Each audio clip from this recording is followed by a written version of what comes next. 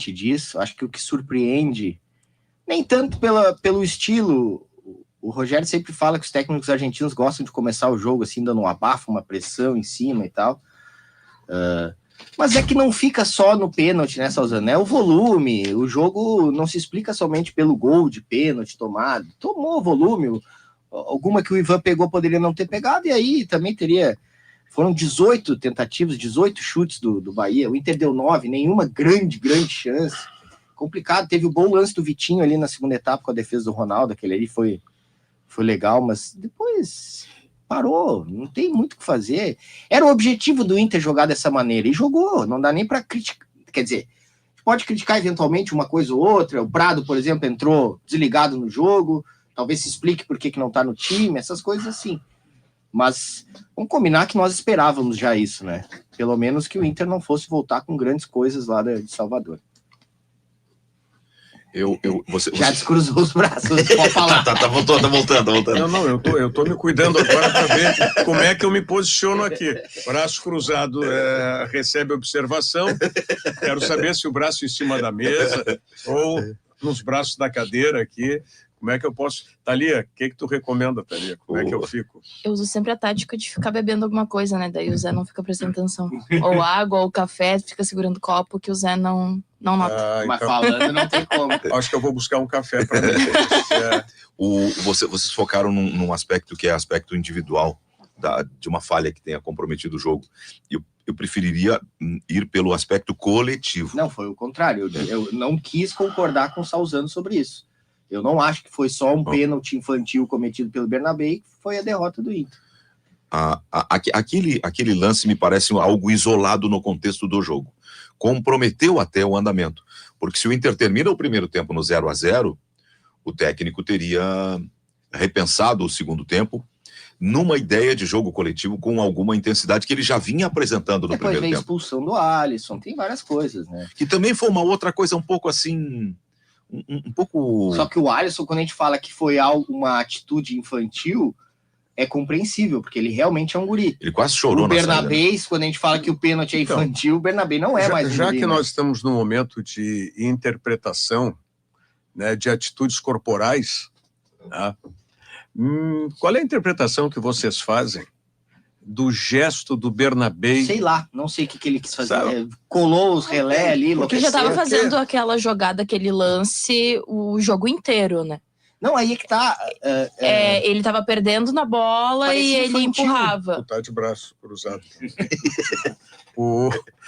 Parecia birrento, assim, não vai me driblar, vou te empurrar. Sabe, não dá para entender por quê. Não dá para entender. Aquela questão, eu até entendo o conceito que a arbitragem usa, né? No caso de um toque, se foi suficiente para deslocar o adversário e tal. Mas isso normalmente quando os jogadores estão no corpo a corpo. Quando o cara estica o braço. Agora, ele está a 1 metro do adversário. E estica para alcançar. Estica o braço. Ali eu acho que usando o sistema antigo dos carros, né, relé, exato. Ali grudou os relé do Bernabé, só pode. Até porque o Ademir estava ganhando todas as jogadas em cima do Bernabé. Até acho que quando o Alisson entra ali, dá uma estabilizada, porque ele consegue recompor mais defensivamente. Aí é um problema. Só que parece que o Salzano usou a respeito do pênalti, para mim é o pensamento do Inter ser azarado acima de tudo. Porque o Ramon tira o Bernabé no intervalo, já sabendo que o Bernabé tinha um amarelo, porque está suspenso contra o Fluminense. Para não correr o risco de ser expulso dentro do jogo, o Alisson, que entra no lugar, é expulso no lance. Eu vejo que a gente tem que fazer uma análise. Eu já tinha identificado isso no jogo contra o Sport Recife. Se bem que contra o Sport Recife não eram 3 volantes, eram 2 volantes. Mas tem que se definir, quando você joga com 3 zagueiros e você vai ter mais um volante, seja composição com 3 ou com 2, tu tem que definir quem é que vai fazer a cobertura do teu ala. Ainda mais se o teu ala é eminentemente um ala, ele não é um marcador, como o caso do Bernabé. Ele não é bom marcador, ele é bom apoiador. Não, então tu tem que definir quem é que vai fazer a primeira cobertura. É o stopper, é o zagueiro que está daquele lado, terceiro zagueiro, no caso o Vitor Gabriel, ou vai ser o volante que vai estar por aquele lado, no caso o Thiago Maia. Isso já tinha acontecido contra o Sport. E isso aí é orientação do técnico. O técnico tem que orientar essa movimentação, orientar e treinar. Muito bem. Aí foi para o jogo contra o Bahia com 3 volantes, sendo que o Thiago Maia, inclusive, nessa ideia inicial da pressão alta, ele era quase um atacante lá em cima na pressão. Tá? Então, tu tendo isso, né, como uma estratégia, o que eu penso? Eu penso que quem faz a cobertura do ala é o zagueiro daquele lado. Só que não acontecia nenhuma coisa nem outra. O Bernabé estava sozinho.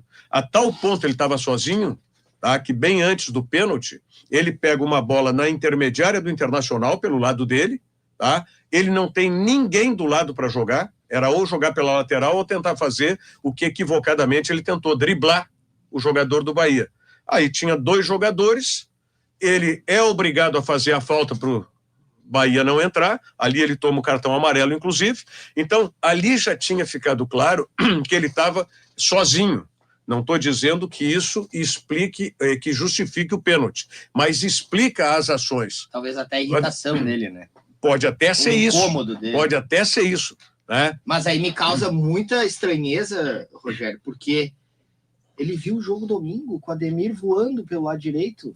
Como é que ele não pensou nisso? Pois é. Ele bota 3 volantes, ele bota 3 zagueiros. Então, por isso que eu estou dizendo. E o cara continua. Isso é questão de treinador. Exatamente. E aí qual foi a providência dele no segundo tempo? A providência foi botar um lateral jovem, que talvez no entendimento dele fosse mais marcador, como disse a Thalia, que até fechou, né? Num momento ele fechou bem a porta pro Ademir, mas terminou. A impressão que eu fiquei é que ele fechou o time genericamente, sem pensar muito no Bahia. Eu vou fechar no que se pensa que é fechar um time. Enche de volante na frente da zaga, a zaga com 3 jogadores, 2 alas ficando numa linha de 5, mas ele não realmente pensou isso de acordo como o Bahia jogava. Eu acho que era jogo ontem pro Bruno Tabata. E abre. Sabe por quê que eu acho que era jogo pro Bruno Tabata? Pelo fato de que o gramado estava molhado e uma das qualidades que ele tem, embora reconheça que ele não vem apresentando um bom futebol, é o chute de fora da área. Eu acho que o Inter explorou muito pouco esse aspecto de aproveitar um gramado molhado para tentar incomodar o gol do Ronaldo. Então eu só faço essa ressalva. Eu acho que ali o Ramon Dias errou ao colocar mais um volante em detrimento de um meia, tanto é que nem o Tabata entrou durante o segundo tempo. Pois é, mas eu entendi a escalação dos 3 volantes e também entendi a estratégia inicial, tanto que esses 3 volantes, no início do jogo, eles estavam os 3 no campo do Bahia, inclusive, nessa pressão. Eram os 2 atacantes com o Thiago Maia também, e mais os 2 volantes pisando no campo do Bahia.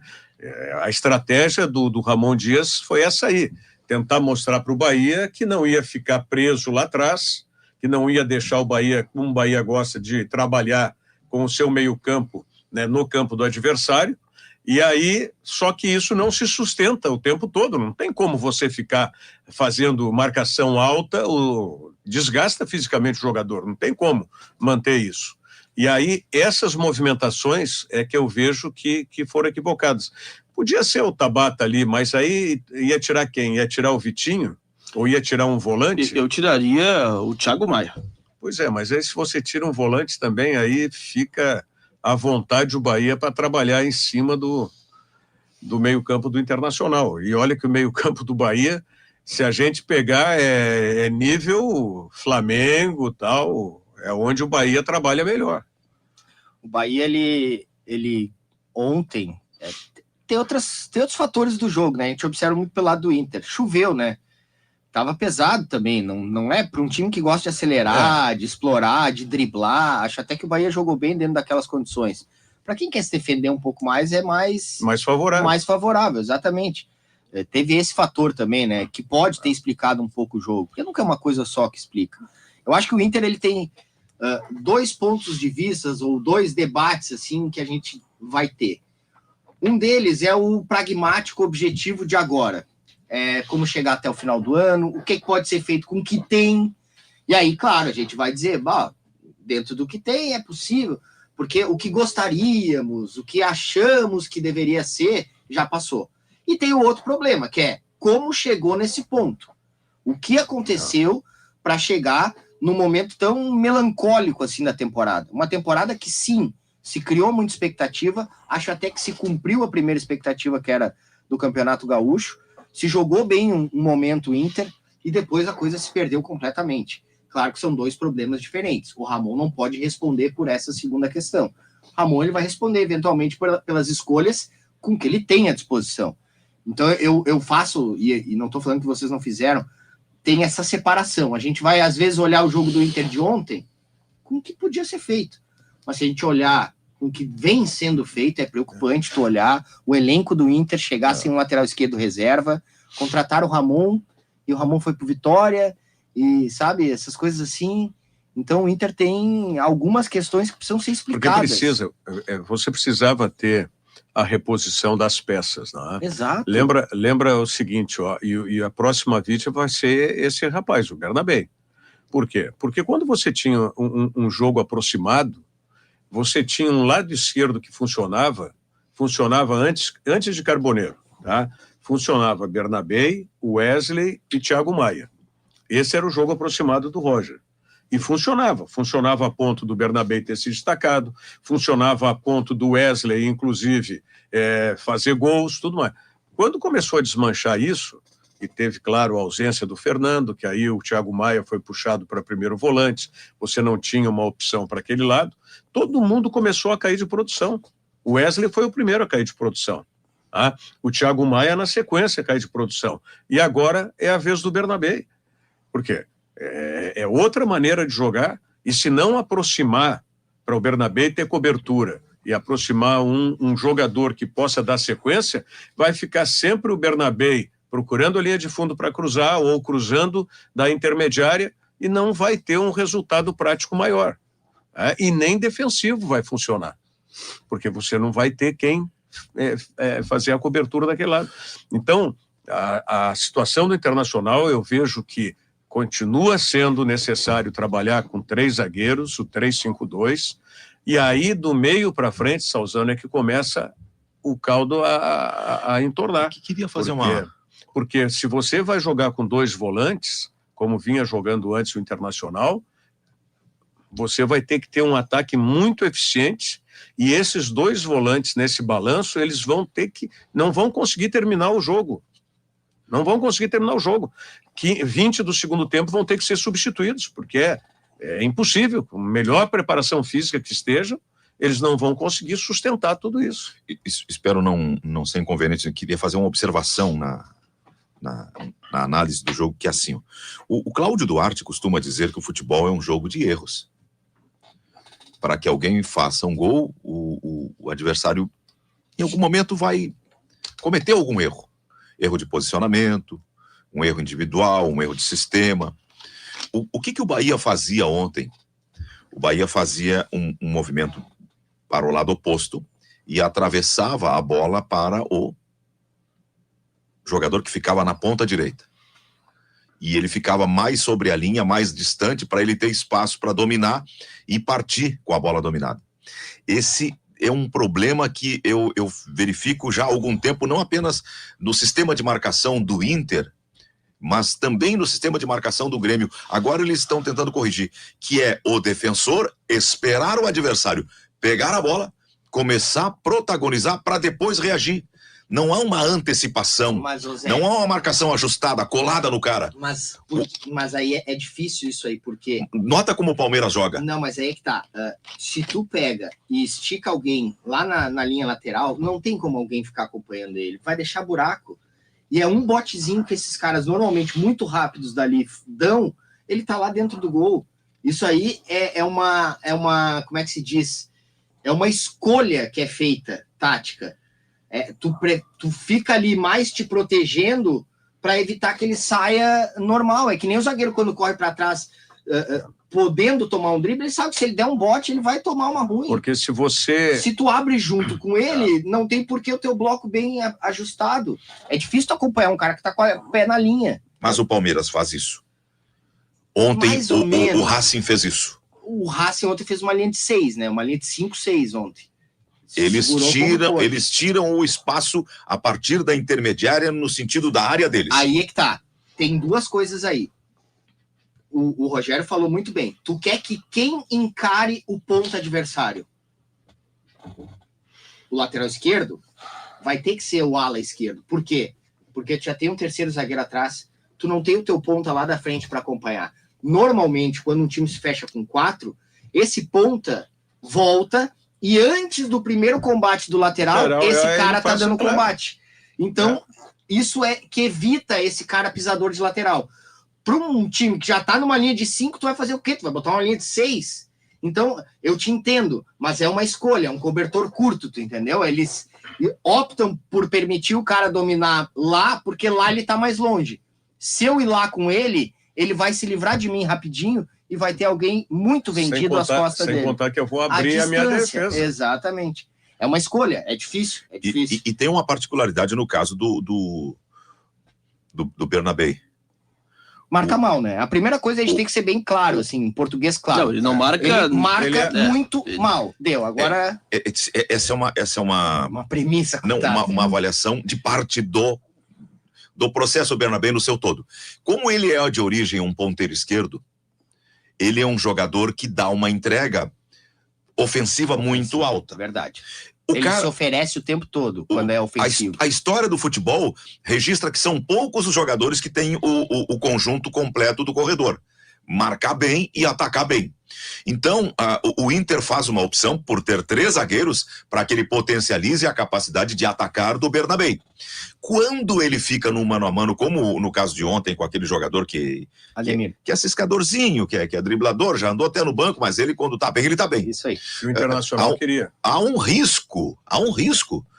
Mas esse é um risco que ou tu trabalha com ele, consciente que pode ter o risco, pensando, bom, mas ele pode tomar um gol, mas pode me criar uma situação de um gol do outro lado, e continua apostando nisso, ou não, eu quero ser um time que risco zero defensivo, ou quase próximo de zero, ou botar zagueiros defensores. Como é que eu especificamente ali... Como é que eu evito isso? Especificamente, botei 3 volantes, a minha intenção a é Alemanha jogava com 4 defensores fixos. Bom, mas então, não, como é que eu aproveito as virtudes desse jogador que eu tenho? Eu tiro ele do time? E desprezo as virtudes que ele tem, que podem me ajudar? Não me parece que o Inter tenha condições de fazer isso. Não, eu acho que no lance do pênalti... Não, mas não é nem condição, um pouquinho, Salzano. Não é nem isso. Eu pergunto o seguinte, tu tem um jogador que tu reconhece virtudes que podem te ajudar, né, no conjunto. Tu despreza essas virtudes ou tu cria mecanismos de proteger e de compensar os defeitos, né? O que pesa mais? Tu despreza as virtudes e coloca um marcador, ou tu vai utilizar esse jogador e tu vai fazer uma composição que ele tenha respaldo lá atrás? Esse é o questionamento que fica. Pode simplesmente tirar o Bernabé e botar um lateral marcador. Ou então, tu vai criar um sistema, já que tu tem um volante a mais e tu tem um zagueiro a mais, para dar a devida cobertura para esse lateral. E não é cobertura só no sentido de ele estar lá na frente, é cobertura aproximada de ele sendo mau marcador, ele vai tomar o drible, mas tu vai ter um segundo jogador teu para dar o combate, para dar o bote. A zona, né? Entendeu? Essa é a questão. É a aproximação. Mas a aproximação dá cobertura. E isso o Internacional não vem tendo. O Bernabé está ficando mano a mano com os atacantes adversários, sem aproximar o zagueiro do lado. Em todos os sistemas a gente tem visto o Bernabé no mano a mano e se vendo estreito quando tem um ponto, alguém de maior qualidade.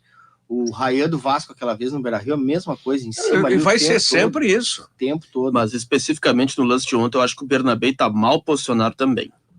Porque a bola é invertida e o Bernabé espera demais as ações do Ademir, para depois ele fazer o drible. Reage, né? Ele não antecipa. Exato. Encarar um driblador rápido nessa zona é complicado. Mas se ele diminui o espaço, essa chance diminui. É bem como o Zé falou, é o ciscador insinuante ali. Se tu diminui o espaço, tu vai abrir mais ainda. É difícil, é complicado isso. O cara canhoto, pé para dentro, ele puxa, bate, ele vai pro fundo, ele cruza bem de direita, ele usa bem as duas pernas. E o movimento não pode ser isolado de um jogador só.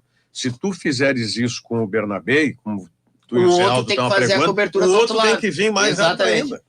E não está acontecendo. Tu opta... Por que às vezes tu tá olhando um jogador marcar a distância de frente pro portador da bola e tu vê ele fazendo sinal?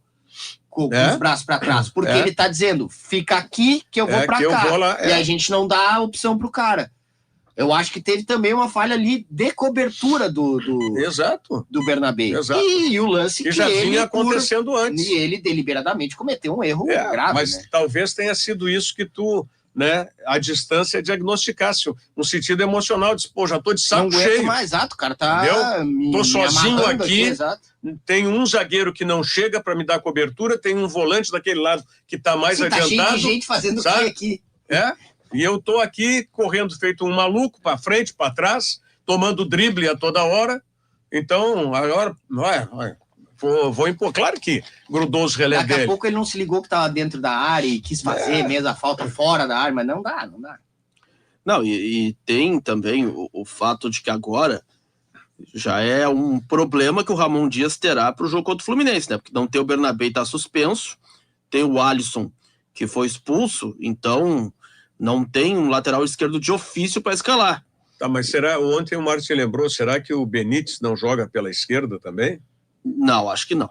Eu acho que... Porque seria ele já é mais viável, né? Ele já é insuficiente pela direita, né? Agora na esquerda, mas pelo menos tu abriria a possibilidade do que o Ramon Dias fez no segundo tempo. Botar o Bruno Gomes de ala. Acho que ele fez certo, ele tirou... Aí a minha concordância com o Ramon Dias. Ele tirou um cara que estava amarelado, que era o Bernabé, tá? E que tinha pela frente um jogador, eu não vou usar a expressão ciscador, porque ciscador é sempre depreciativo, né? Mas um jogador driblador, né? Que o Internacional inclusive quis esse jogador, né? O Ademir, e do outro lado ele tirou quem era insuficiente realmente, que era o Benítez, e botou o Bruno Gomes por aquele lado. Então, se o Benítez jogar pelo lado esquerdo da defesa, ele pode fazer essa composição.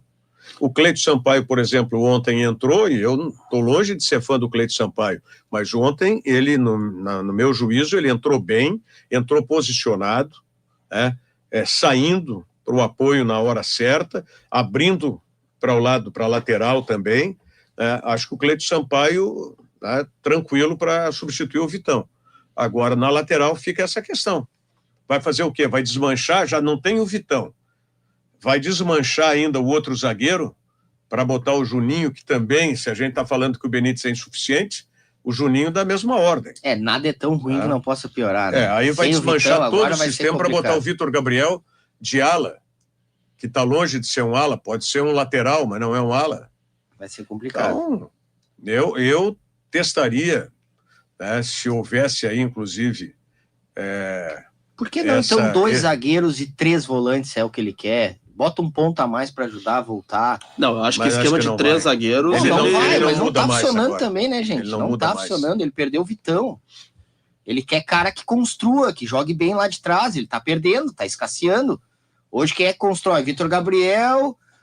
E o mercado e o Cleiton ontem... Não, eu acho que 3 zagueiros é um esquema consolidado agora pelo Ramon. Ele vai partir pelo Ramon, mas não é consolidado pelo que a gente tá vendo. Não é consolidado na prática. É na cabeça dele, no estilo dele. Tudo bem. Mas não vai me dizer que tá funcionando. Não tá funcionando. Uma coisa vai, não vai. Ontem o Luiz Otávio jogou bem. Tanto eu também gostei 3 volantes. Bem, sim. Depois com 2 volantes ele também... jogou bem, fazendo a saída mais pelo lado direito. Então, eu vejo como possível de que o Ramon Dias volte a usar 2 volantes contra o Fluminense.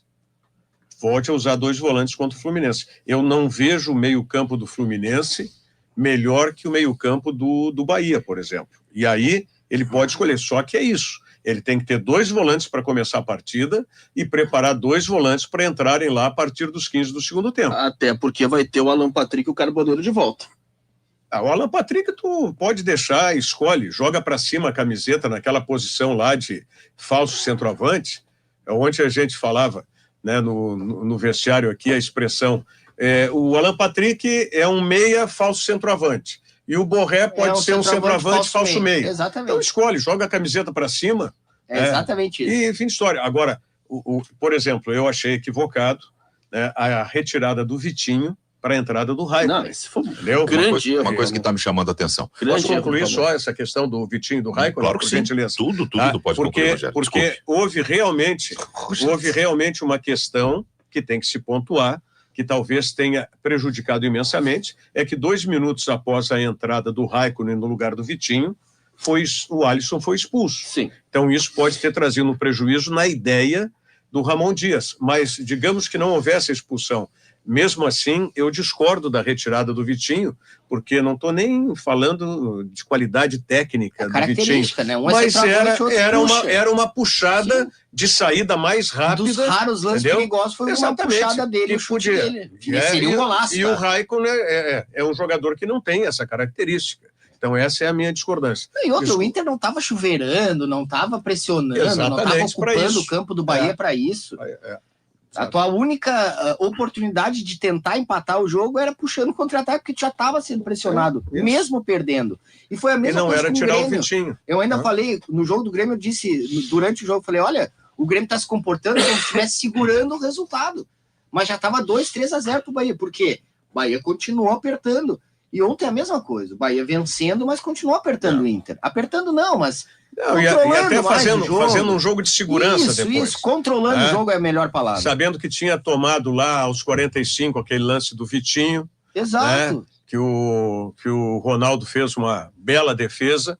Então o Rogério Ceni foi também cauteloso. E são dois jogos, né? São 2 jogos seguidos. Ontem chuva, jogo domingo. Eles também... Olha... Desculpe, Zé Aldo. Encaramos em 2 jogos e perdemos sem nem contestar o Bahia. Tem uns caras que o Grêmio quanto o Inter. Que eu grande adoração deles, o Rogério, o outro, o falecido Vianney. O Vianney, depois de um tempo, ele foi ficando resmungão, cara. Eu só pedi para concluir. Não, assim, ó, o que eu estava propondo de raciocínio, eu estou notando que o nosso debate está focado no jogo do campo, nas alternativas do jogo, nas nuances do jogo. E por que me parece que isso está acontecendo? Quando o Inter perdeu e baixou 4 pontos de proximidade com a zona do rebaixamento e vai jogar fora de casa sábado com o Fluminense. Porque o que nos atrai como uma atração eletromagnética é o modo como o Inter perdeu. Não o fato de ter perdido. O Inter não perdeu de forma escandalosa, jogando um jogo desorganizado, um jogo que causasse vergonha. Então, a impressão que passa assim, ó, ele mostrou uma perspectiva boa. Algum ajuste ele pode encarar o Fluminense, por exemplo. Então talvez seja essa a razão que no nosso inconsciente está nos levando a discutir o jogo e não a posição incômoda que o Inter ficou. Porque o Inter agora tem eu falei antes. O Inter tem o Fluminense, tem o Atlético Mineiro, tem o Vitória, tem o Bahia de novo, tem o Ceará, tem o Santos, tem o Vasco, São Paulo e o Bragantino. Não, era o que eu estava falando, tu tem razão. É a discussão agora, o que pode ser feito, mas tem a coisa lá fora também que está...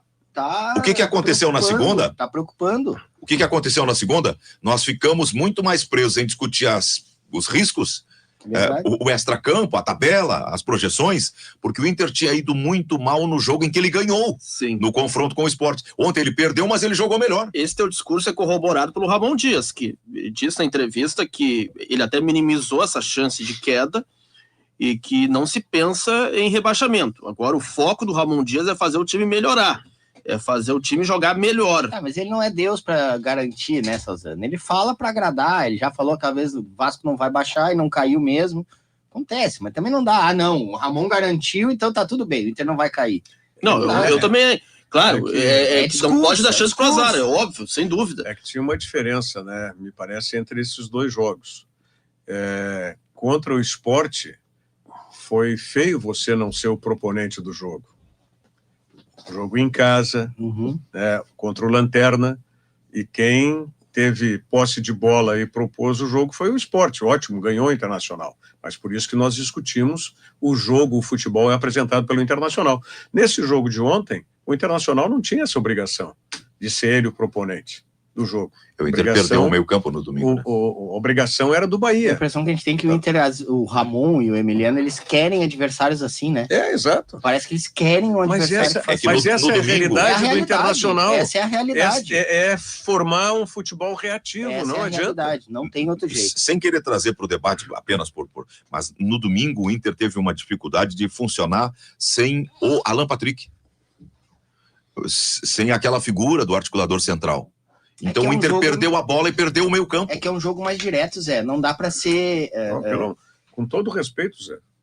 O que eu quero dizer O Alan assim, Patrick não ia ser esse articulador central Não, contra o Sport. e um jogo mais direto, o Alan Patrick vai o quê? Ontem ele ia prender a bola, ele ia trocar passes, ele não ia, ele ia sucumbir como qualquer outro. Essa é a questão. O Inter já não... Ou o Alan Patrick é falso 9, ou ele já não tem, Espaço. com todo o respeito, vou falar uma palavra, Falso 9 sem a ele bola, já mas com não a bola tem ele uma articula. utilidade nesse sistema se não for de falso 9. Porque é muito jogador a menos. O Inter tá abdicando de jogar, de atacar. Então como é que tu vai ter um cara, sabe? O que tu faz? E acho até que foi uma solução interessante. É Carboneiro e Vitinho, quando estão à disposição. Apostar neles, na velocidade, no drible deles, na impetuosidade deles, até no fato deles gostarem de fazer gol, que são pontas que fazem gol, tem caras que não gostam. Eles gostam, tem números razoáveis os dois. Então é o que tem, não tem o que fazer. Por isso que eu concordo com o Rogério. O que vai fazer botar Raikkonen, cara? O que vai botar o Raikkonen? Não vai adiantar nada. Teu time não tá com meio campo, não tá prendendo a bola, não tá trocando passe, não tá ocupando o campo do adversário. O centroavantão é pra quê? Pra quê? Só se é pra ajudar nos escanteios contra, pra espanar a bola lá de trás. Tu precisa ter um centroavante que trabalhe mais a bola também. Ou então que assim, ó, um cara fortão mesmo, que garanta a primeira bola e segure um pouquinho para os outros vir mais Sim, alguém me chamou? Vai botar um Ricardo Matias para fazer parede, exato, para fazer bola longa direcionada para ele, para alguém pegar a segunda bola. O Matias tá machucado? O que é o Matias? Não, o Matias está, podemos dizer, entre aspas, escanteado pelo Ramon Dias. Então, aí vão voltar para aquelas... Eu sou obrigado a puxar pela minha memória o que fazia ele ficar fora do time. Não sei o que houve com ele. Deve ter perdido um pouco o tesão por ver outros passando à frente dele e tal, o time sem centroavante. Mas não dá, né, cara? Ele fez aquele jogo contra o Nacional, ele não pode ser tão enganador assim. Ele tem que ter alguma coisa aí acontecendo, pelo menos para ajudar, para entrar. Repito, eu pra acho... entrar, não tô nem falando que o Matias é uma maravilha, tá? Não tô falando. Podemos... A gente pode ter nos enganado muito bem, enfim, se encantado com 2, 3 jogos, não é a questão, não é essa. Mas ele não consegue nem ser uma peça, aí Sim. É estranho. Eu acho não tô criticando o Ramon. Assim, ó, até eu não concordei com os 3 volantes de novo, embora os 3 zagueiros escalados, porque até tu levar o gol, beleza, pode ir lá daqui a pouco segurar um empate, mas a partir do momento que tu leva 1-0, tu é obrigado a pelo menos tentar arriscar um pouco. Então, o Rogério falou ali da saída do Vitinho, de fato não concordei também, acho que o Vitinho era um pouco de lucidez no ataque, porque o Borré, mesmo com a entrega total que ele teve, tecnicamente ele está devendo, isso penso não é segredo para ninguém, e repito, ontem era o jogo para o Bruno Tabata. O Tabata, se ele entrasse no lugar de um volante, o Inter poderia ter uma chance de tentar incomodar mais o goleiro do Bahia no segundo tempo. Algo que não aconteceu, e só em bola parada o Inter tentava chegar, mas também sem nenhum sucesso. O ouvinte até fez uma lembrança aqui, em algum momento no contexto do nosso debate falamos sobre o Ricardo, né? E ele está dizendo que o Ricardo jogou contra o Mirassol. Sim, tô falando de ontem. Sim, mas não entrou contra o Sport Recife. E tem jogado bem menos, né? Bem menos. Não entrou ontem entrou o Raikkonen. Depois dos 2 jogos iniciais, por aí, ele foi afundando de uma maneira... Concordo, não tô falando que é uma injustiça. Eu quero saber o que houve.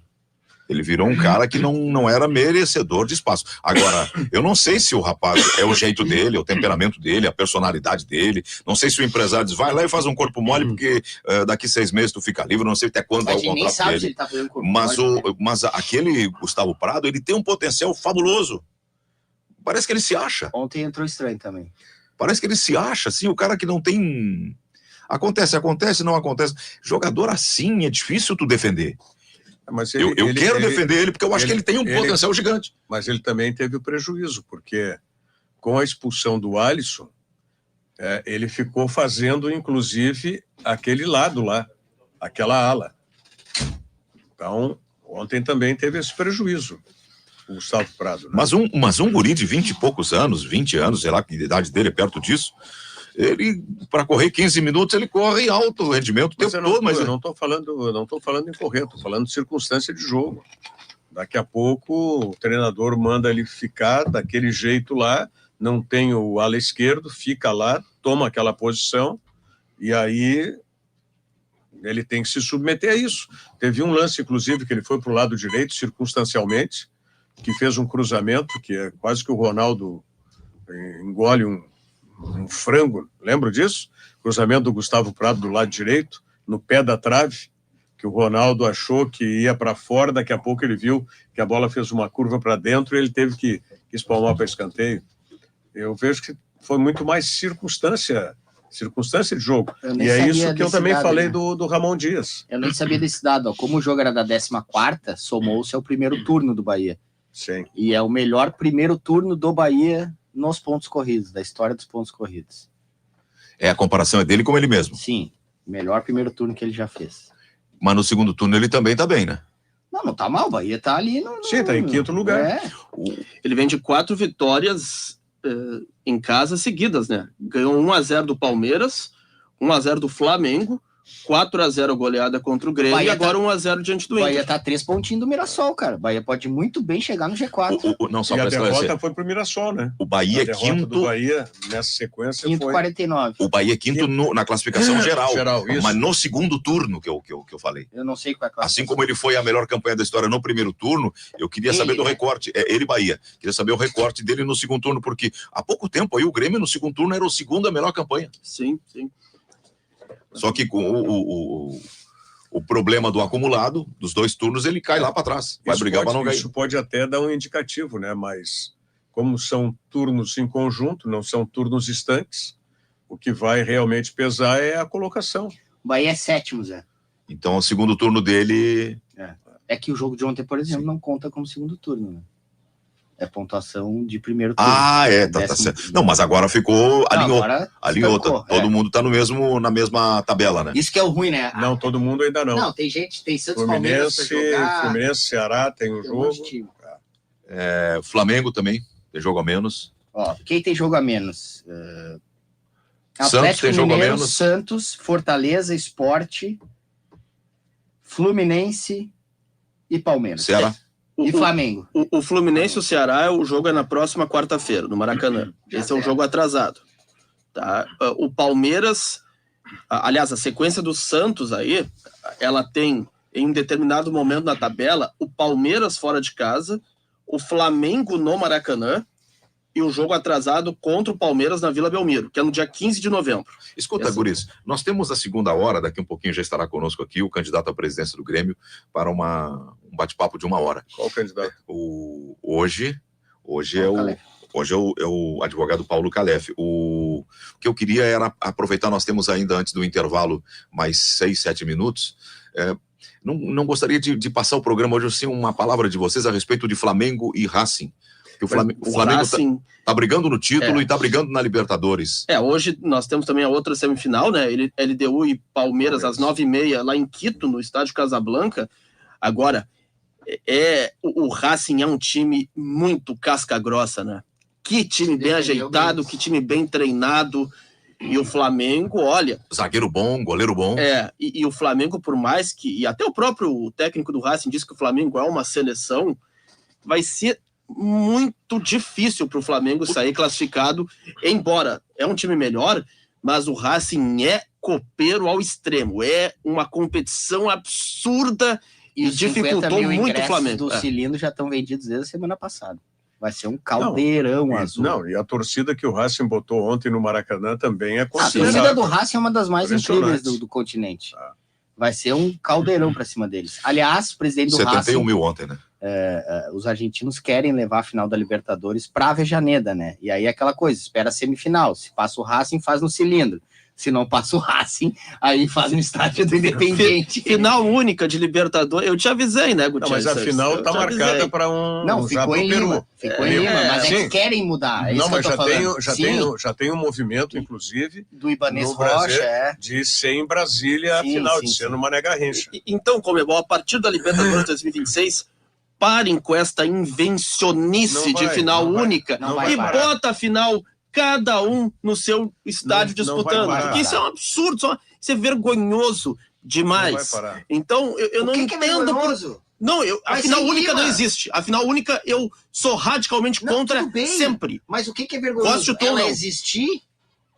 É isso que eu tô falando. O que é vergonhoso? Ela existir? Sim, a final única é um absurdo. E não se pode fazer na América do Sul. Que a certa instabilidade de não sabermos onde será por um problema social no Peru é um absurdo. Não é por isso. Tu acha um absurdo a final única. É uma coisa. Eu não acho que tu tá usando como argumento algo que aconteceu, mas não aconteceu nada. Eu não acho. O jogo é em Lima. Eu não acho um absurdo. Eu também não acho. Porque a final única, no meu entendimento, obriga a ter mais jogo de ambos os times. Fica uma coisa... Senão daqui a pouco tu vai na casa do adversário. Faz 1-0. Pega um time argentino, com todo respeito aos argentinos, tá? Vem jogar aqui no Brasil. Vão catimbar, vão fazer de tudo para não ter jogo, tá? E aí para decidir em casa. É uma pena, Contrário senso, o brasileiro pode fazer também.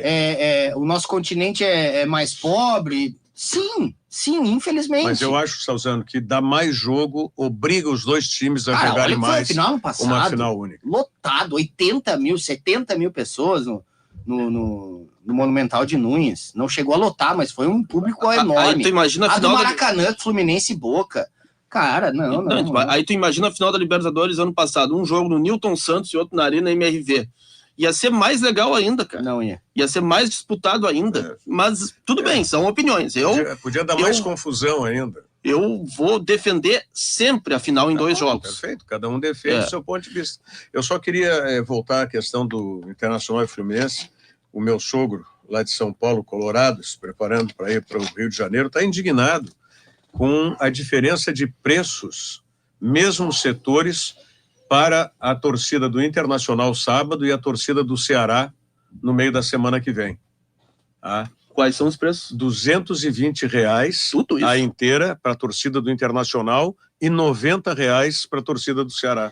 Talvez pode ter uma explicação aí, Rogério, pelo fato de que o Fluminense imagina que terá um lucro maior tendo mais torcida do Inter como visitante. Eu acho que o Maracanã vai ter 20, 25 mil torcedores sábado. Não vai ter tanta gente assim, até porque o Fluminense vem de derrota no Clássico. No Rio tem muito cearense lá também.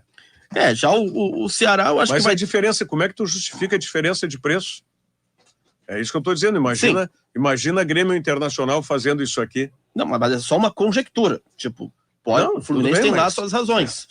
Pode explicar, mas justifica isso? Tem uma diferença tão discrepante assim? Tem umas variáveis de mercado, às vezes as comparações são indevidas. Mas ontem eu fui olhar os preços da Marisa Monte. O ingresso mais barato estava R$409, parece que é. Mas eu quero saber o seguinte, o campeonato tem um regulamento. Tu tá falando de questão legal. Também. Pô, mas aí é código do consumidor, Aí tem que... Se não está sendo observado, se não está sendo observado isso, vai aqui no meu departamento aqui que defende o consumidor. O Procon, eles vão ali, vão interceder. Bem, eu tenho que fazer o intervalo, só deixa eu dizer uma coisa para vocês antes do intervalo. Tem na produção aqui as sequências do Inter, do Ceará, do Atlético Mineiro, do Santos e do Vitória. A sequência do Santos, gente... Ela é terrível. A do Ceará também é muito complicada. O Santos é Botafogo, Fortaleza, Palmeiras, Flamengo, de novo o Palmeiras, o Mirassol, o Inter, o Sport, o Juventude fecha com o Cruzeiro. O Santos é candidatinho, cara. O Ceará também. O Ceará também é uma horrível. Tabela. É Galo, Fluminense, Fortaleza, Corinthians, Inter, Mirassol, Cruzeiro, Flamengo e Palmeiras. É pior a do Ceará. Porque o Ceará fecha, né? Fecha o campeonato com Cruzeiro, Flamengo e Palmeiras. Mas é aquela situação também, né? Aqui a gente está falando especificamente do Internacional.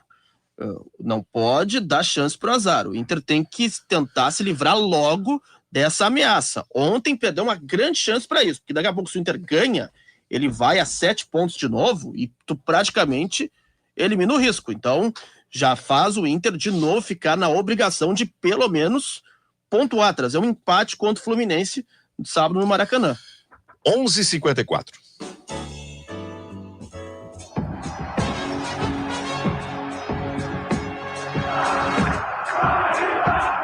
Tem futebol? Tô na Guaíba. Oferecimento: Banrisul, Ótica Fertis, Anrix, Trilegal, Dália Alimentos, Galeás e Martinox. Tem futebol? Tô na Guaíba.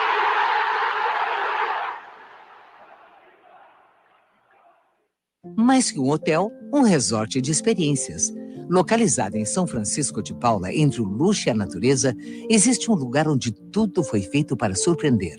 No Divisa Experience Resort, você desfruta de atividades exclusivas em meia natureza e aprecia uma gastronomia refinada. Divisa, exclusivo como seus melhores momentos. Acesse divisaresort.com.br.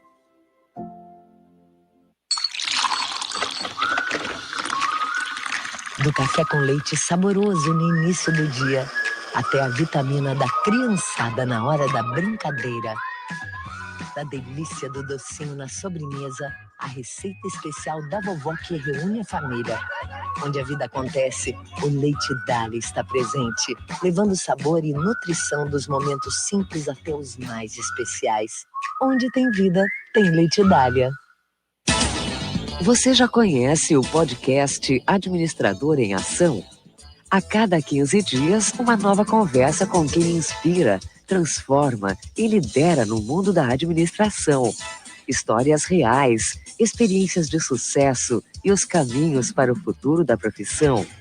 Ouça no YouTube do Sindaergues e nos principais tocadores. Em outubro, conecte-se com o conhecimento, onde e quando quiser. Sindaergues, representatividade que dá voz à nossa profissão. Bem que a vida podia ser mais simples, né? Vaga garantida quando chega no trabalho. Elevador sempre vazio. A reunião virou um e-mail. Para ter uma vida assim mais clean, acesse drclean.com.br e simule agora um plano de saúde para você ou sua empresa. Pra que complicar? Clean. Dr. Clean. Planos de saúde. Vamos caminhar todos juntos, pois sozinho ninguém faz. Vamos caminhar todos juntos com os amigos da PAI. Vamos caminhar todos juntos, pois sozinho ninguém faz. Vamos caminhar todos juntos com os amigos da APAI. 15ª Caminhada Solidária da APAI de Porto Alegre, 26 de outubro, na Redenção, às 10 horas. Caminhar todos juntos com os amigos da APAI. A revoada dos cupins é um processo de acasalamento para formar novas colônias. No fim do dia, atraídos pela luz artificial, eles fazem o voo nupcial, descendo até o solo, rompendo suas asas e formando um novo casal real. Em seguida, eles encontram uma fonte de celulose, que geralmente é a madeira, para cavar uma câmara e iniciar uma nova colônia de cupins. Gimo Cupim, feito por quem entende de madeira. Um produto Gimo, qualidade comprovada. A Assembleia Legislativa te convida para participar da construção de um Estado mais sustentável. Um pacto para que o Rio Grande do Sul possa crescer com responsabilidade ambiental, econômica e social. Para isso, é só acessar o site www.gov.br/PactoRS25. Lá tu escolhe 10 propostas que podem transformar o futuro de nosso Estado. Entra, vota e ajuda o Rio Grande a ser melhor. Pacto RS25. O crescimento sustentável é agora.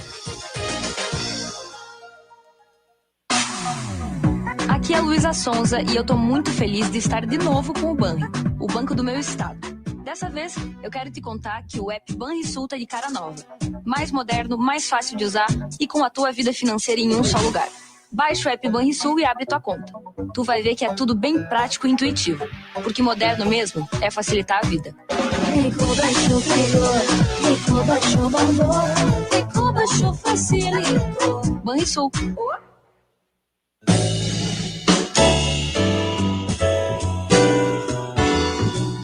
Estamos apresentando Ganhando o Jogo.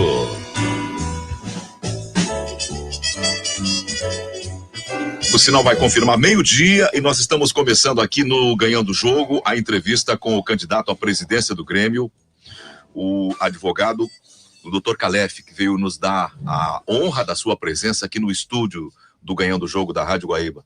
Boa tarde. Boa tarde, Zé. Seja bem-vindo. Muito obrigado, agradeço o convite a todos que nos ouvem, especial a nação gremista. Se tu disser que cresceu nos ouvindo, nós vamos ficar muito, muito contrariados. Mas ele tem a idade do meu filho, eu fiquei impressionado. Então vamos evitar desde quando eu te escuto. Então, Por que tu quer ser presidente do Grêmio, Calef? A questão não é oriunda de querer, Zé. É um projeto muito sólido, que não é um projeto do Paulo. São 2 anos estudando o Grêmio aprofundadamente, já com a equipe de gestores profissionais, os integrantes do CA, que já tem sinergia, ou seja, o dia 1 de gestão não é para pensar o Grêmio e identificar problemas, o dia 1 é para agir.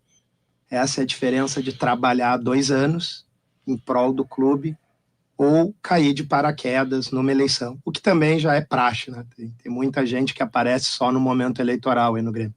Tu te consideras carismático? Pelo que eu recebo de carinho do torcedor, Zé Aldo, eu me considero muito grato por isso. Eu sou uma pessoa que eu criei uma rede social quando eu ingressei no departamento de futebol do Grêmio e hoje eu tenho mais de 96 mil seguidores. Então eu sou muito grato, com carinho, se eu sou carismático, se as pessoas algumas vezes me acham pouco sisudo, quem me conhece do ambiente mais próximo sabe que tem muita imagem aí, eu sou bastante acessível, bastante brincalhão com as pessoas que são próximas a mim. Como é que tu te define, então? Porque tu estás falando de uma contradição entre pessoas quando te avaliam de fora. Eu não tenho problema com o que as pessoas falam, Zé Aldo, desde que sempre nós pautemos qualquer crítica e análise pelo respeito. Sim. Que as coisas não devam ser pessoais. Quando nós temos exposição pública, nós temos o ônus e o bônus disso. Mas desde que seja feito com respeito, eu não tenho problema nenhum com o que pensa. Rogério. Não, eu queria abrir, por uma questão de gentileza, o primeiro questionamento, fora os teus, para o nosso colega do Correio do Povo, que está aqui, participando conosco. E depois nós iremos interagir, sem dúvida alguma. Se me permites, tu és o comandante do programa. Correta a tua lembrança, Rogério, por favor. Boa tarde, obrigado pela oportunidade de estar participando aqui com o Calef. Perguntar justamente sobre essa experiência que ele acabou de citar, né, no departamento de futebol, esses aproximadamente 6 meses, um pouco mais, né? O que tu aprendeu naqueles 6 meses convivendo diretamente com o presidente Alberto Guerra, e o que tu traz de experiência para uma possível eleição aí como presidente do Grêmio? Só para esclarecer, o Lucas Melo, que está fazendo a pergunta, ele é nosso colega da editoria de esportes do Correio do Povo, ele é o setorista do Grêmio pelo Correio. Certo. Obrigado, Lucas. Tudo bem? Obrigado pela pergunta. Foi um momento muito intenso a minha passagem pelo departamento de futebol, foram 7 meses, mas 7 meses que eu chegava às 7h30 da manhã no CT e ia embora aproximadamente às 10 horas da noite todos os dias. Não havia finais de semana, eu sou um pai divorciado e eu tenho 3 filhos, 3 crianças pequenas, que são a razão da minha vida. Então, maravilhosas, eu tive a oportunidade de conhecê-las uma vez que tu foste no meu programa de televisão. Exatamente. Né, que era um feriado, tu estavas com as crianças. Desculpe te interromper, mas isso, é verdade. Sobre filho, como eu tenho uma filha pequena de 4 anos, e filho é filho, né? Então me permita essa intervenção. Eu não deixava de lado os afazeres do Grêmio, nem quando era meu final de semana. Eu levava eles para o CT, eles eram já figurinhas carimbadas lá do pessoal. O que eu te digo que eu trago de grande legado é as relações que eu construí dentro do CT.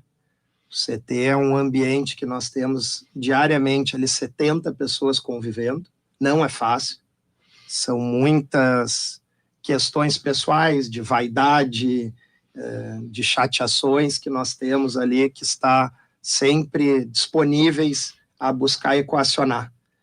Isso é o que eu trago de mais relevante, é por isso que eu respeito muito aquele pessoal que está lá dentro. Eles são a engrenagem do Grêmio. Nós temos visto muito o protagonismo sempre ser direcionado para a figura dos dirigentes, mas quem efetivamente faz o Grêmio são os colaboradores, e eu tenho muito orgulho da relação que eu construí com cada um deles lá dentro. A questão do futebol ainda, né? Paulo Calef, presidente do Grêmio. Como vai ser a atuação sua no departamento de futebol, mais diretamente, dia a dia, no vestiário? Vai ser presente diretamente ou vai ser um presidente que fica mais na condição tal? Eu gosto muito do futebol, Rogério, e eu fui um vice-presidente de futebol bastante ativo. Na condição de presidente, tu tens que ter o cuidado para não te expor demais e tornar a tua imagem corriqueira no departamento. O que eu quero dizer com isso? O presidente, ele tem que aparecer para dar sinalizações, para algumas vezes dar um puxãozinho de orelha, passar a mão e saudar uma boa atuação, um bom resultado. Agora, o dia a dia tem que ser tocado pelas pessoas do futebol, especialmente pelos profissionais.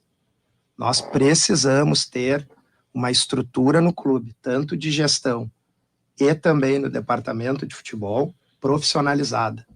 Pessoas que prevaleçam acerca de questões políticas. O Grêmio sofre muito com isso.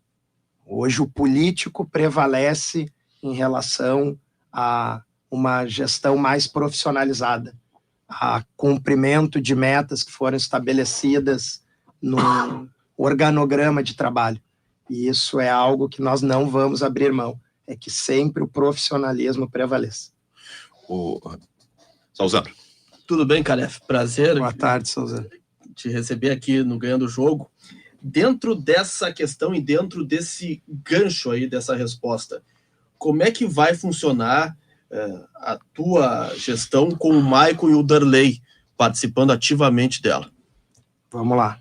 Eu apresentei um card essa semana, inclusive, na minha rede social do Instagram, Salzano, deixando claro, porque aqui, infelizmente, nós perdemos muito tempo no processo eleitoral tendo que desmistificar falsas informações que são divulgadas. E a primeira delas é que o Maicon estaria vindo substituir o Filipão, que não é verdade. E a segunda é que o Maicon e o Filipão teriam problemas, que não tem. Eu deixo claro isso para o torcedor e estou afirmando isso em todas as minhas entrevistas que eu tenho possibilidade de participar. Vai manter o Filipão, então? O Filipão, ele tem um convite aberto da minha parte, Zé Aldo, para permanecer, caso seja vontade dele. Eu não vou fazer uso eleitoreiro da imagem do Filipão, porque quando eu vejo que o Filipão vai ser o manager de um departamento de futebol, isso daí necessariamente é associado a tu não teres projeto de futebol. Porque todos nós aqui conhecemos a figura do Filipão e todos nós sabemos que o Filipão, estando na gestão do clube, ele não tem mantido contato com ninguém da chapa A, B, C ou D. Então, se tu vens a público e diz que a estrutura, o pilar do teu departamento de futebol passa pelo Filipão, algo está mal. Porque o Filipão não está participando de nenhuma conversa. Está dizendo que estão usando sem dúvida, o conceito dele sem autorização dele. E eu não vou fazer isso. Então, o que eu registro e deixo claro é que se o Filipão for do desejo dele permanecer contribuindo, e eu entendo que ele tem muito a contribuir com o clube, o Filipão é um pavilhão da nossa história. Ele vai ter as portas abertas. Tu estás dizendo que se ele fizer questão, ele fica. Agora eu te pergunto diferente. Tu faz questão? Se eu faço o convite, a minha vontade, Zé Aldo, não tem como prevalecer sobre a do Filipão. Boa. O desejo dele, a vontade é dele. A minha eu já deixei pública. Agora eu não posso e não tenho como prevalecer numa questão pessoal. Mas retomando, o Maicon, ele vai ter uma função, Salzano, extremamente vinculado à parte técnica. Então, é o dia a dia com comissão e grupo de jogadores. E aí muitas pessoas aí, mas qual é a experiência que o Michael tem para fazer isso?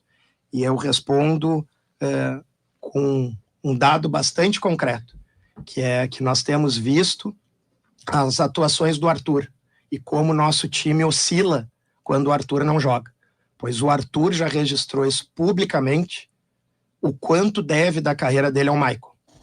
Dos conselhos, dos aprendizados, da parte técnica que o Michael transmitiu a ele. É exatamente isso que o Michael vai fazer, mas daí de uma maneira diária, vinculado a todo o grupo de jogadores. Então, olha o ganho que nós temos a possibilidade de ter para os nossos guris da base agora. Eles não vão ter só o Michael, eles vão ter o Arthur e o Michael contribuindo com a formação deles. É para isso que o Michael vem, especialmente. O Darley, ele vai ter, Zé Aldo, uma função de contribuição com a parte administrativa do departamento, ou seja, estruturação do planejamento, organização da logística, questão do monitoramento de todas as áreas do departamento de saúde, fisiologia, fisioterapia, nutrição. Nós vamos implementar uma área que entendemos que é de extrema relevância, que é a psicologia do esporte. É fundamental que o Grêmio tenha isso. Um acompanhamento desde o momento das tratativas de negociação para contratar um jogador e no dia a dia, porque o jogador ele não é diferente de nós, Elton. Ele tem os problemas pessoais, ele tem filhos, ele pode perder um ente querido e isso afeta diretamente no seu rendimento. E aí da relevância de nós termos um acompanhamento de um psicólogo ou uma psicóloga do esporte dentro do departamento ali, de maneira constante e também nas categorias de base. Só para finalizar, esse ponto, obviamente o Darley também vai contribuir com as questões de futebol e nós temos ainda um executivo de futebol, esse sim que eu nomino, adjetivo, melhor dizendo, como cérebro do departamento, porque é uma pessoa já com larga experiência, está empregado, e é por isso que eu não falo o nome dele, uma grande equipe da América do Sul, e ele vem ser o responsável direto pelas negociações e contratações do grupo de atletas. Essa pessoa que está empregada é campeão brasileiro, é campeão estadual, é campeão um grande profissional, Zé. Um grande profissional. Não, porque o nome não dá para citar, mas o currículo dele... Grande profissional. É campeão? Campeão. Bem, good. Bom, Calef, falou-se muito, né, na gestão, como gerir, como vai ser, principalmente o futebol, que é atividade fim, está no nome do clube. E eu brinco aqui, e não é uma ofensa a nenhum candidato político, que é fácil de fazer um discurso genérico, né? Fortalecer a base. E tu não, tu já teve algumas propostas mais concretas. E, na verdade, a preocupação do torcedor, acredito, do outro lado nos ouvindo, é de onde tirar dinheiro para tudo isso. Tu falaste do gol de vantagem, tentar ganhar um pouco mais de dinheiro na questão de transmissões, de repente transmissões únicas. A minha pergunta é, isso é suficiente? E como fazer para, além disso, chegar mais próximo financeiramente de outros clubes, sem que o clube tenha, né, que ser vendido, enfim, e entregar para uma SAF? Vamos lá, o Gols de Vantagem é um programa extremamente inovador. Não existe nada parecido no país, ainda que o outro lado, por uma atuação política, porque quando a gente não tem muito a apresentar, o que nos resta é criticar. Eu vi, inclusive, alguns cálculos, né, dizendo da inviabilidade do projeto. Não tem inviabilidade nenhuma. Sim. O projeto. E aí a gente tem que respeitar o cartão de visitas das pessoas. O Gols de Vantagem é a adaptação do quilômetros de vantagem, aqui eu peço escusas, Zé Aldo, se eventualmente uma rede de postos for patrocinadora da casa, mas o Jerônimo Santos, que é o CEO do Grupo Ipiranga, por mais de 30 anos vinculado à empresa, um dos maiores executivos que nós temos aqui na história do Rio Grande do Sul, ele foi o criador do conceito multisserviços de postos na década de 90. Ele é o idealizador do AMPM, ele cria o Quilômetros de Vantagem, que é o programa de benefício e fidelidade mais de maior repercussão do país, são mais de 40 milhões de inscritos nesse programa, e o que ele faz é adaptação para o gols de vantagem. Ou seja, quem criou o programa de maior repercussão de benefícios e fidelidade do país é o futuro CEO do clube. Então, quando tu tentas diminuir isso, não é apenas um gesto de despreocupação com as finanças do Grêmio. É um desrespeito pessoal. Inclusive, uma pessoa, um apoiador político vinculado à Chapa 2, fez um comentário extremamente negativo acerca do Jerônimo e foi interpelado judicialmente. Porque é assim que nós funcionamos. Nós não funcionamos à base de fake news. Conosco, nós expomos os nossos projetos, apresentamos as nossas ideias e, principalmente, estamos à disposição para debates. É assim que o associado do Grêmio vai entender a diferença de projetos. São os dois candidatos, frente a frente, sem utilizar nome de ninguém. É Paulo Calef e Odorico Roman, discutindo, olho no olho, os projetos para o clube.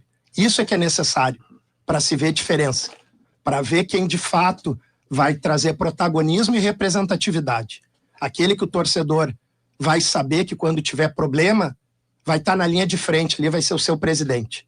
Vai saber para quem se reportar e vai se sentir representado. De dizer, esse cara me representa, esse cara é Grêmio, esse cara tem energia, tem sangue no olho.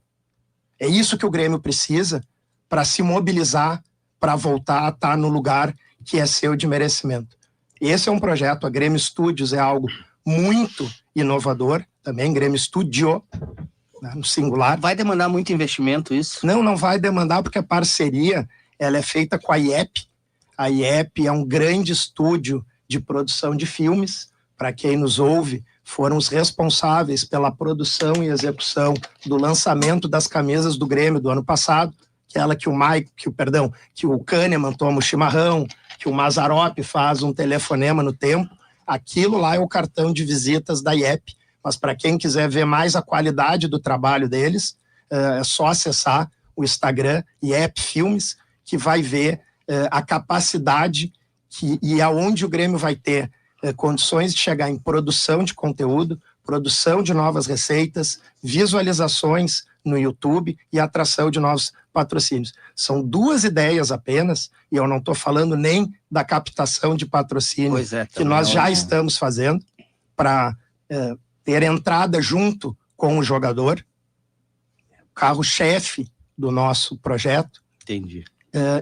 Só por essas situações, tu já tens um caminhão de novas receitas, hein, que elas não existem hoje no ambiente do clube. Thalia. Boa tarde, Calef. Até em relação a esse projeto da Grêmio Studio, eu queria que tu ampliasse, tu acabou de falar sobre essa receita. Tem o estudo de que a longo prazo ela vai te retornar muito mais do que, por exemplo, vender os direitos de TV? E se a ideia é apenas para Campeonato Gaúcho ou todas as competições que o Grêmio estiver jogando? Todas as competições, a ideia é que haja transmissões de jogos da base, do feminino.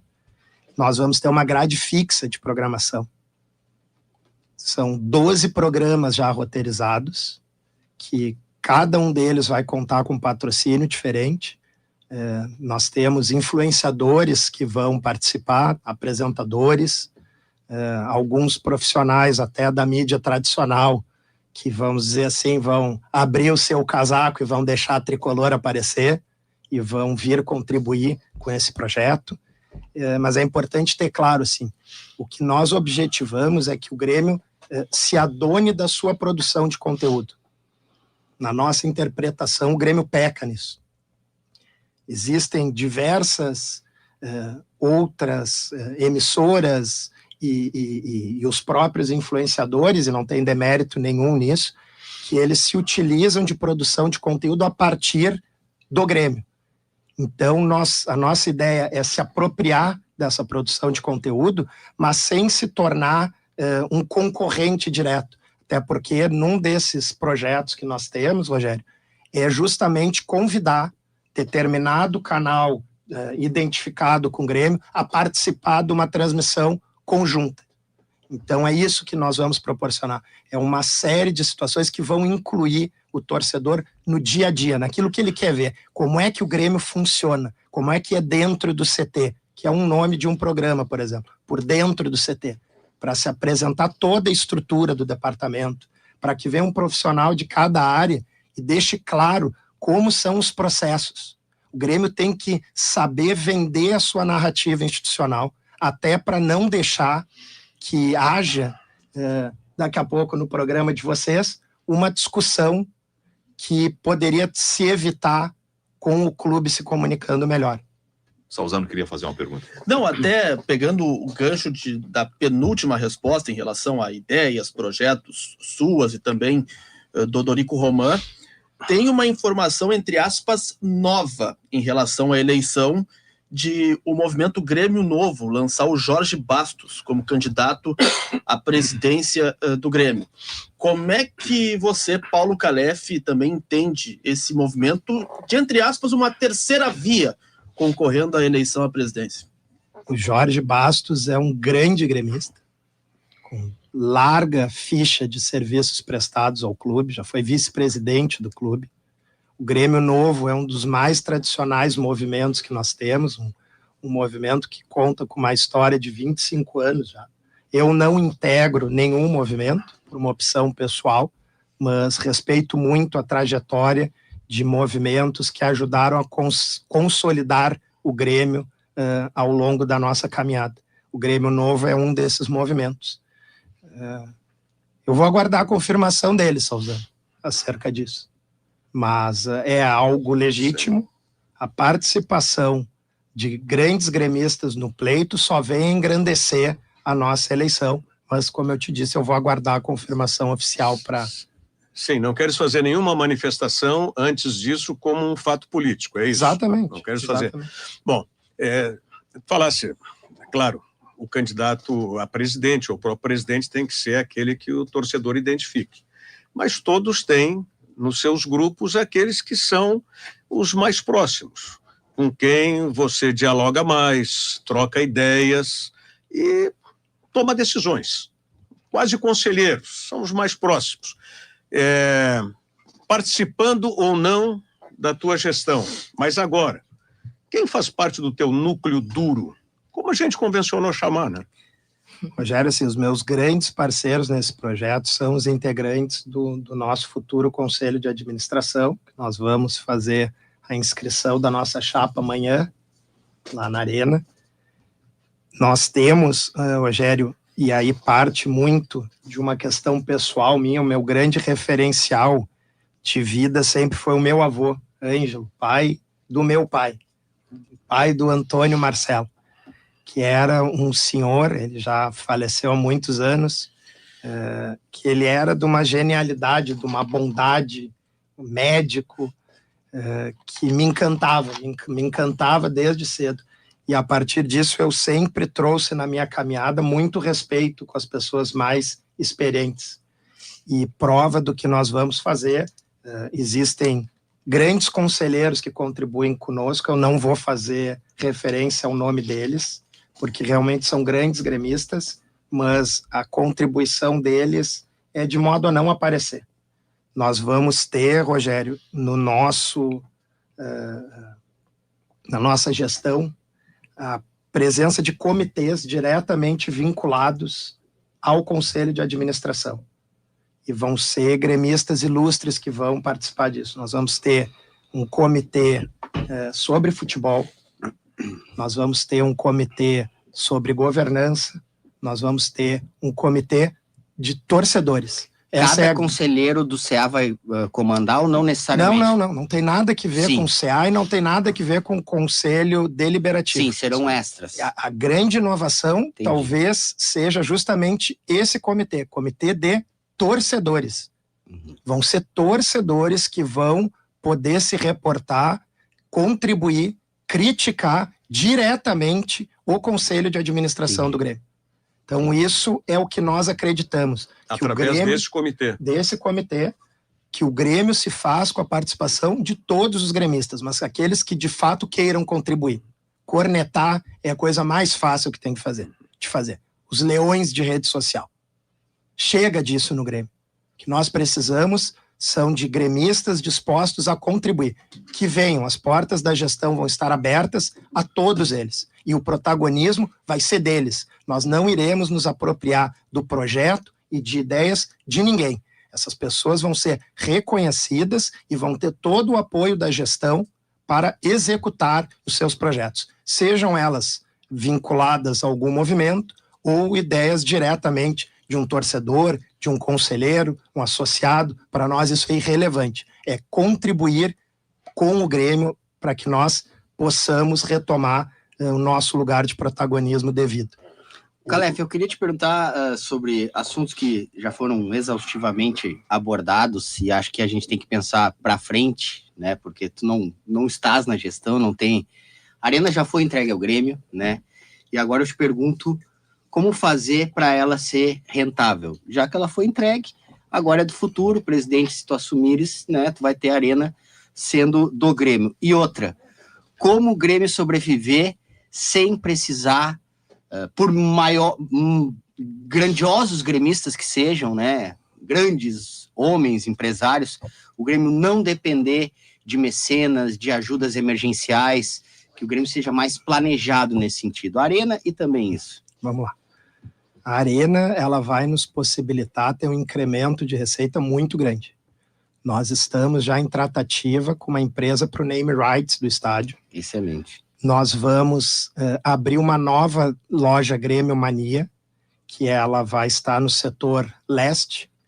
Inclusive, saindo daqui da entrevista, nós vamos disponibilizar o vídeo sobre exatamente o que vem ao encontro da tua pergunta, que é a questão da Arena. Nós vamos explorar melhor os espaços gastronômicos no estádio. Nós vamos ampliar os postos avançados da Grêmio Mania também, que quer dizer isso, ter pontos pela esplanada, mas também no andar de baixo, para que a pessoa tenha mais mobilidade e celeridade para adquirir uma lembrança, uma camisa. Às vezes está do outro lado do estádio, nem passa ali. Mais do que isso. Hoje nós estamos encaminhando para aprovação o projeto da área de acolhimento ao torcedor do interior, que é algo muito caro para mim, ainda que tenham também os nossos amigos de redes sociais trazido que o presidente Alberto Guerra, então candidato, fez referência a essa ideia também, de fato fez, e era uma ideia muito representativa, mas que não era dele, era um projeto que a gestão Romildo Bolzan também tentou implementar, mas nós agora temos sinal verde para fazer isso, e como eu dizia, hoje vamos aprovar o projeto arquitetônico de uma área com cobertura, que vai ter churrasqueiras, que vai ter banheiros estruturais, que vai ter local com uma mesa de apoio para se fazer o churrasco, para ficar tranquilo o torcedor, que ele possa adquirir produtos, retornar ao local onde os ônibus vão estar estacionados ali e deixar os seus pertences em segurança para que se viva uma grande experiência no dia de jogo, afora diversas ações de match day que nós vamos proporcionar. Nós estamos trazendo pessoas muito capacitadas para esse tipo de ação e eu tenho certeza que a Arena vai se tornar um potencial muito grande, mas que vai cumprir a sua finalidade principal, que é o torcedor se sentir acolhido e como um cliente. Nessa questão da gestão da Arena, qual a tua visão, na tua ótica, dessa transferência antecipada ao que tinha sido programado da gestão da Arena? Marcelo Marques sofreu muito nesse processo, Rogério. E nós temos que ser muito agradecidos ao Marcelo. Marcelo, ele tem que ser reconhecido ao longo da nossa história. Eu vi uma manifestação, não me recordo aonde, de alguém sinalizando que o Marcelo deveria ser eleito torcedor do ano pela FIFA, porque de fato nós não temos nenhuma notícia no mundo de alguém que tenha feito o gesto que o Marcelo realizou. Eu vou além disso. Me parece que seria até oportuno o Conselho Deliberativo do Grêmio, que hoje vai empossar o seu novo presidente, o Felipe Jardim, e o vice-presidente, o Márcio Floriano,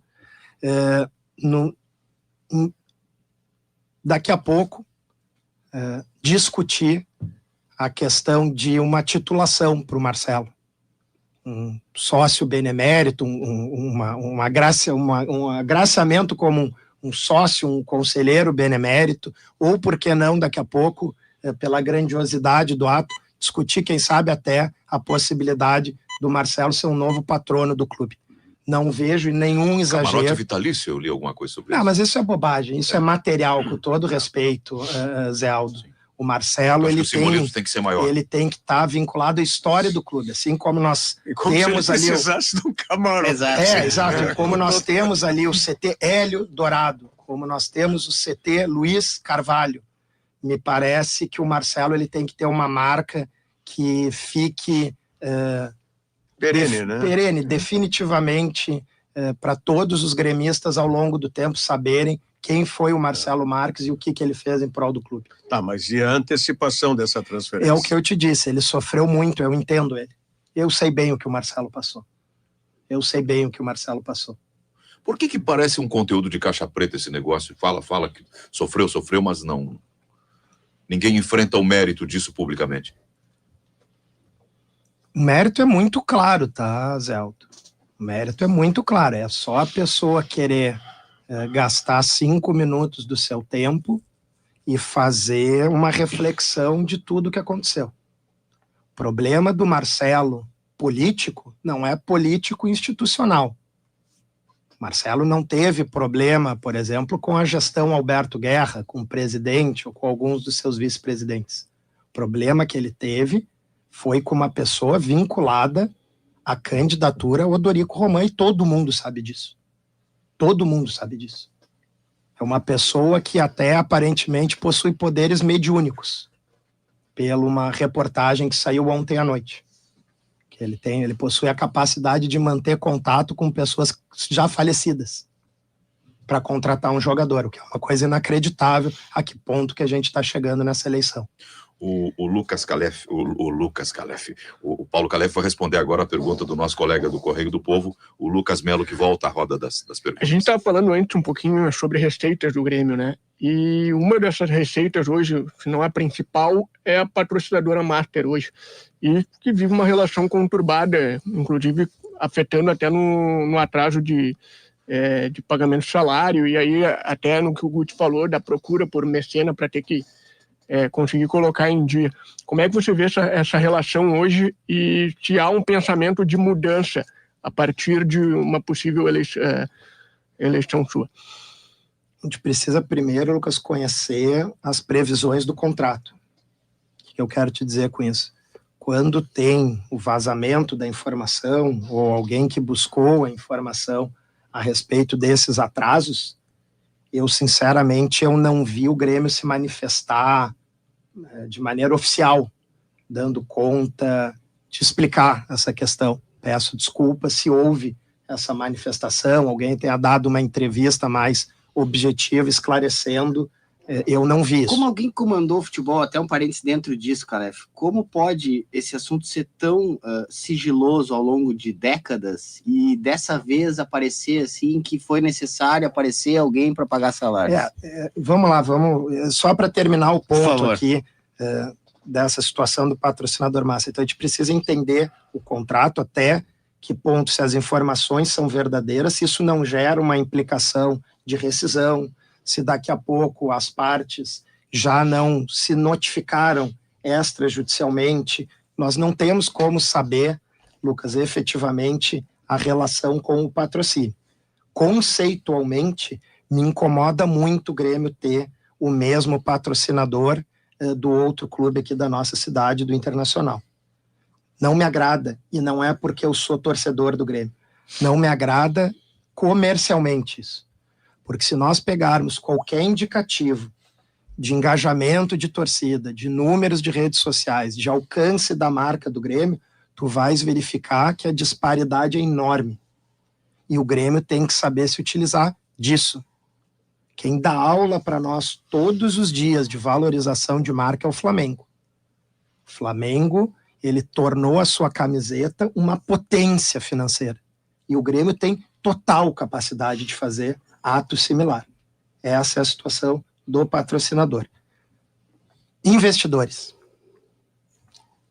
Primeiro tem que ficar claro assim, que os investidores sim, quando eles aportam dinheiro, eles cobram juros ou correção monetária. E é importante que nós deixemos esse tema de lado para evitar constrangimento institucional e pessoal. Até porque o Grêmio tem as suas comissões vinculadas diretamente às questões financeiras do clube dentro do Conselho Deliberativo, e eu já tive, enquanto dirigente, oportunidade de ver alguns desses contratos. Vamos deixar esse tema de lado, portanto. O Grêmio não pode viver de pessoa física. Ninguém é maior que o Grêmio. Ninguém tem mais condições de produzir receitas do que o Grêmio. Eu respeito muito todos os investidores do clube, mas eu entendo que o Grêmio já possui um alto endividamento com eles. Um alto endividamento. Não é pouca coisa, é muita coisa. É muita coisa. E esses pagamentos, eles têm que ser honrados pelo Grêmio. O Grêmio não pode fazer de conta que esse endividamento não existe. O que nós entendemos, e vamos ter sempre as portas abertas, é que esses investidores venham a contribuir com o clube, mas na modalidade em troca de exposição da marca das suas empresas. Isso é algo que eu chamo de ganha-ganha. Tu contribui com o clube, mas tu tem um ganho empresarial enorme. Em relação ao Celso Rigo, é importante ter claro, torcedor que nos ouve, o associado, que o Celso Rigo vai ser um investidor da gestão Paulo Calef, porque a Dodorico Romalia não vai poder ser tendo o filho dele integrando o conselho de administração. Porque o estatuto é claro em vetar isso. E não adianta fazer referência ao parágrafo final do dispositivo que estão trazendo, porque a maioria dos aportes feitos é com a finalidade de adquirir jogadores. E isso não vem a salvaguardar uma situação que prevaleça em prol da instituição, que é o que diz o dispositivo. Isso é que tem que ficar bem claro. O endividamento, ele não é oriundo de salvaguarda de fluxo de caixa. O endividamento é oriundo da aquisição de jogadores. E tem um oceano de diferença aí. E isso tem que ficar muito pontuado, o que não afasta a grandeza do ato de colaborar, mas que nós temos que ter um entendimento objetivo. Esse sistema não serviu. Não serviu em termos de questão financeira do clube, de saúde financeira. O Grêmio se endividou, o Grêmio não consegue pagar, o que é muito sério. Muito sério. Isso me causa um desconforto tremendo. É o investidor que veio, e aqui não importa se cobrou, se não cobrou juros, se teve correção ou não. Ele teve a disponibilidade de auxiliar numa contratação. E tu não consegues devolver esse dinheiro. Isso é muito sério. E é por isso que nós temos que ter um clube sanado e com um clube com capacidade de andar com as suas próprias pernas. Salzano. Calef, sobre adquirir jogadores. A pergunta ela é bastante simples. Como é que está a negociação com o craque e quem é ele? Tá pronto para filmar? Eu digo nome. Opa, então vamos lá. A negociação ela tem avançado bastante, tá, Salzano? Não é algo simples, porque envolve a participação de um patrocinador nessa questão, mas nós temos experiência já com a contratação do Luiz Soares, os moldes são muito parecidos, e eu tenho convicção que o torcedor vai ficar muito satisfeito mesmo. É um jogador que vai cumprir com a finalidade principal. Isso aqui representa o Grêmio mundialmente. Nós vamos cumprir com essa missão e tenho certeza que o goleiro, torcedor zagueiro, vai atacante? ficar... É jogador de futebol, Zé. Bem, no contexto dessa pergunta do Salzano... Porque já cogitaram que poderia ser um treinador. Sim. Os ouvintes, vários pediram aqui pela rede social, pelo WhatsApp e também pelo YouTube, se uma vez não eleito presidente, essa negociação tu transferiria para o outro, se ele vier a ganhar a eleição. Vamos lá, Zé Aldo. Eu respondi essa pergunta ontem e eu vou responder ela de novo. Nós não cogitamos perder a eleição e aí é uma questão de mentalidade positiva e vencedora. A minha mãe enfrentou uma espera de um transplante por 7 anos e eu jamais vi a minha mãe pensando negativo, que ela não conseguiria a chegada do rim que ela recebeu há 2 anos. Quando tu tens um projeto, quando tu tens pessoas participando disso ao longo de 2 anos, quando tu tens a possibilidade de fazer uma grande contratação novamente, que vai orgulhar o torcedor, e o nosso esforço, Zé Aldo, está sendo para concluir ela antes do pleito do dia 8.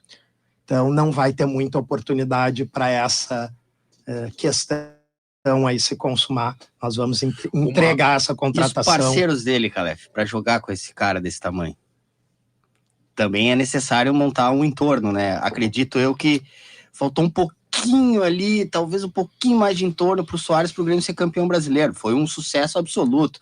O que ele fez, faltou uma também, melhor arbitragem também, no futebol brasileiro. Concordo contigo, concordo. O problema não foi o entorno. O que eu quero dizer é até concordando que foi um sucesso, é isso que eu quero dizer. E imagina um jogador do tamanho que acredita em ti, seja, né, com essa importância para aportar em campo, precisa de um entorno. É claro que já chegou um Arthur, já deu uma melhorada interessante. Como fazer para, na média, esse jogador ser contemplado também pelos outros? Vamos lá. Análise de elenco, nós fazemos fora do microfone. Claro. E eu justifico isso. Primeiro, porque todos os atletas que estão lá são ativos do Grêmio. Se eu venho e desmereço eles publicamente, eu daqui a pouco prejudico uma eventual troca com outro clube. Mas mais do que isso, o que é muito caro ao responder a pergunta do Lucas inicial aqui da nossa conversa, que é o ambiente dentro do departamento. Quando os jogadores estão lá e o staff está lá e eles acompanham tudo que está acontecendo nesse ambiente eleitoral do Grêmio, e eles veem daqui a pouco uma figura dizer: o Grêmio precisa de uma ampla reformulação de elenco. Uma pessoa disse isso, né, que pretende estar vinculado ao departamento de futebol e comandar o departamento de futebol da outra chapa. Tu manda um sinal para o grupo que tu não vai abraçar eles, que na hora da dificuldade tu não vai poder ser o linha de frente, porque tu criticou eles publicamente. Daqui a pouco tu pegou até uma rede social e chamou o nosso goleiro de frangueiro. Como é que fica isso? Como é que tu vai te reportar a essas pessoas e dizer: na ruim é comigo, foquem aqui dentro, o ambiente externo, eu vou matar no peito e sair jogando? Tu não faz isso. Tu não faz isso. E confiança de jogador de futebol, ou tu adquire ela, ou esquece, velho. Esquece. Vai buscar outra coisa para fazer da tua vida. Já tem o nome do futebol? O nome do... Teu o político? Teu vice. Não, o vice eu estou aguardando uma resposta dele, Rogério. Ele precisa resolver algumas questões profissionais, que ele é muito vinculado, e se for possível, nós vamos anunciar. Vinculado a questão profissional dele. A profissão dele. Ele lidera o negócio dele. E os nomes integrantes do CA? Conselho de Administração, vamos lá.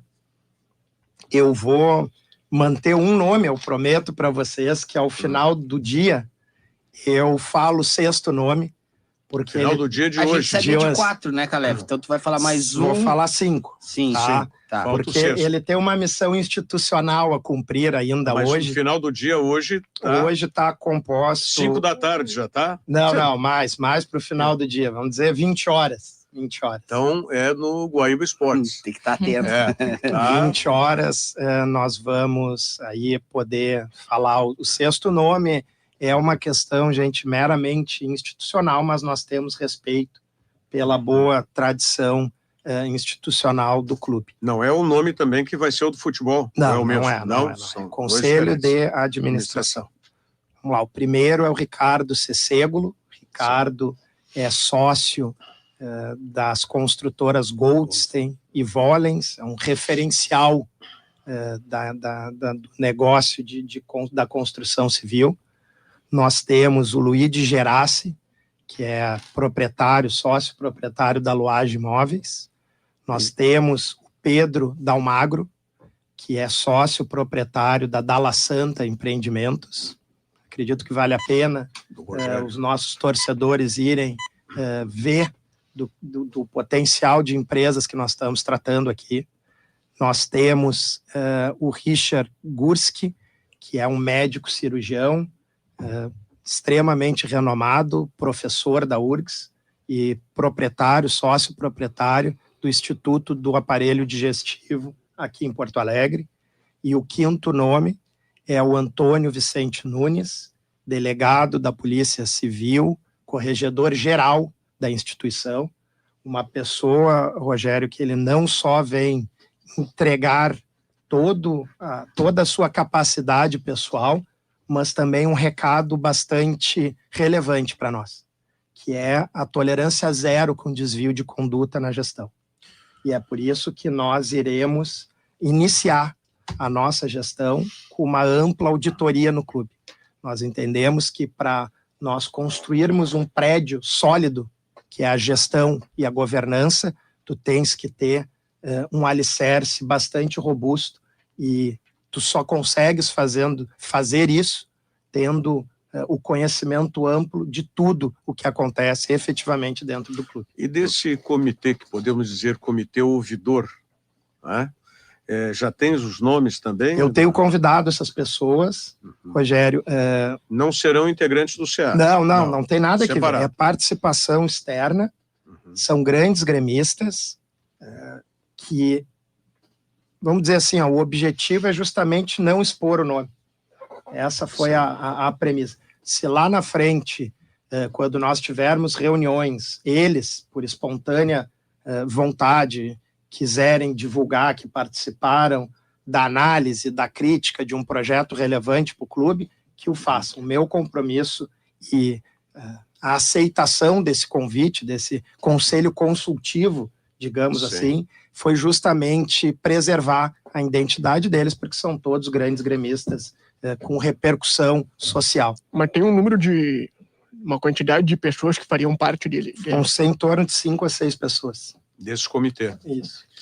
Sim, mas a análise vai ser feita em cima dessas sugestões que vão chegar por onde? Qual canal que vai... São pessoas de notório reconhecimento. Não, digo, mas eles vão analisar, tu disseste anteriormente, as sugestões dos torcedores. Não, vamos lá, Rogério, vamos lá. Existem comitês específicos. Sim. É mais de um comitê. Então, esse comitê é vinculado a grandes empresários, grandes pessoas com serviços prestados ao Grêmio, para que eles estejam ali contribuindo com a sua capacidade pessoal e profissional na análise do clube. É isso. Isso é um comitê. Esse é o consultivo. Esse vamos chamar de consultivo. Vai haver um comitê de torcedores. Torcedores vão vir contribuir, expor as suas ideias, aquilo que não está agradando diretamente à gestão. Tem mais 6 minutos e meio de programa. Queria tentar ver se a gente consegue em 6 minutos. O Marcelo quer fazer mais perguntas. Chegasse a concluir a resposta do Rogério? Não, é isso. E vão existir outros comitês separados.